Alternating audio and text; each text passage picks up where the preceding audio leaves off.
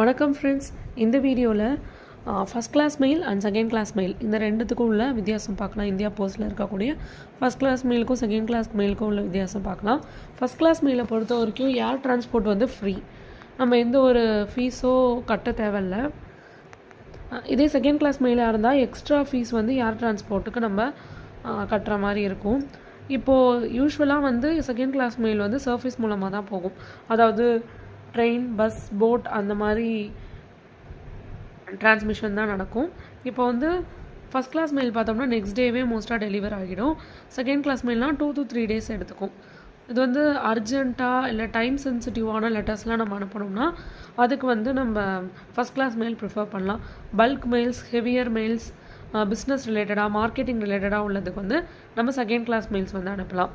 இது வந்து மோஸ்ட்டாக பர்சனல் மீன்ஸாக இருக்கும். இது மாஸ் கம்யூனிகேஷன் மாதிரி இருக்கும் இது செகண்ட் கிளாஸ் மெயிலு. இதுக்கு எக்ஸாம்பிள்ஸ் பார்த்தோம்னா letters, post card, inland letter card, envelopes இதெல்லாம் சொல்லிக்கலாம். இதே செகண்ட் கிளாஸ் மெயில்னால் periodicals, magazines, bulk printed goods, அப்புறம் நியூஸ் பேப்பர்ஸ் இதெல்லாம் வந்து நம்ம செகண்ட் கிளாஸ் மெயிலுக்கு வந்து எக்ஸாம்பிளாக சொல்லிக்கலாம். இப்போ வந்து ஃபஸ்ட் கிளாஸ் மெயில்ஸ் வந்து கொஞ்சம் காஸ்ட் வந்து கம்மியாக இருக்கும் compared to second class mail. Second class mail வந்து கொஞ்சம் காஸ்ட் அதிகமாக இருக்க மாதிரி இருக்கும்.